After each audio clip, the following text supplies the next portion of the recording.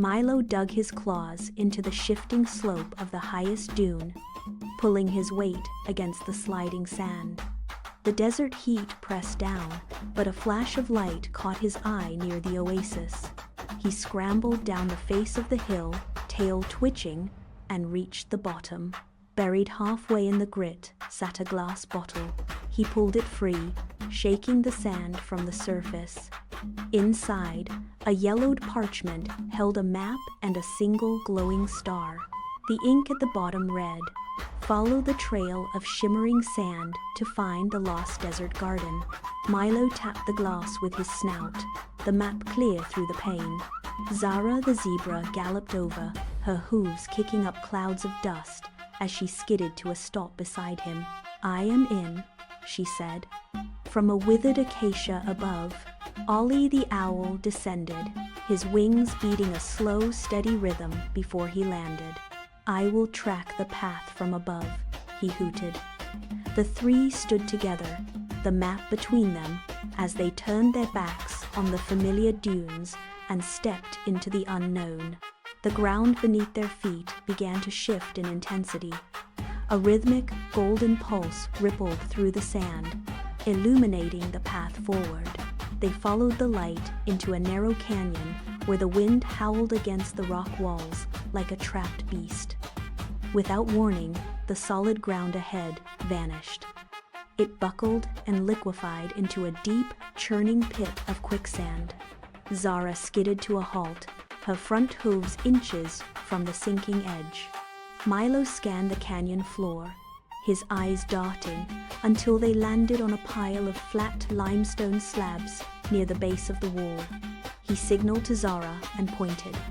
They moved with calculated speed, grabbing the heavy stones and dragging them toward the sinkhole. Zara pushed with her shoulders while Milo wedged the slabs into the mire. They worked in silence, the rhythm of the work replacing the roar of the wind. They laid a bridge, flat stone by stone. One by one, they stepped onto the limestone, testing the stability of each piece as the sand hissed beneath their weight. They reached the firm ground on the other side, leaving the pit behind as the golden pulse continued to glow, guiding them deeper into the canyon. By midday, the canyon walls flared open, revealing a massive stone archway that seemed to have grown directly from the mountain. It stood silent, imposing, and completely still. Ancient carvings covered every square inch of the surface, depicting long-forgotten landscapes that seemed to shift whenever they looked away. The trio stopped, the weight of the silence pressing down on them. Milo stepped forward, his claws clicking softly against the base of the gate. At the center, 3 stone tiles were set into the masonry, one etched with a sun, one with a palm tree, and one with a single water droplet. Zara leaned in, her breath frosting in the stagnant air. Ollie perched on the arch, his head rotating to scan for traps. Milo reached out, his paw hovering over the cold, unyielding stone. He pressed the sun tile first. It slid back with a grinding sound of stone against grit. He followed with the palm tree, then the water droplet. For a long heartbeat, nothing happened. Then the entire structure groaned. The ground vibrated beneath their feet as the massive arch swung inward. A gust of cool, damp air surged out from the darkness, carrying the scent of flowers and damp earth. The gate was open. Beyond the archway, the valley was a graveyard of color. Violet flowers hung limp, their stems brittle and dry. A small hummingbird darted through the stagnant air, her wings a frantic blur of motion. She stopped near a fountain that had long since cracked, its basin holding only dust. "The magic water crystal is gone," she chirped, her voice thin and desperate. "The garden is fading." Ollie took flight, his feathers cutting through the heavy, dry heat. He circled high above, his golden eyes scanning the desolate landscape. He banked sharply and called out. There, atop the tallest cactus, Milo sprinted toward the towering, needle-covered plant. He slammed his claws into the thick, fibrous skin and began his ascent. Needles tore at his paws, but he did not stop. The cactus swayed under his weight, threatening to throw him into the sand below. He pulled himself higher, his breath coming in ragged gasps, until his fingers brushed the rim of an abandoned nest. He reached inside. His palm closed around the cool, pulsing light of the crystal. He had it.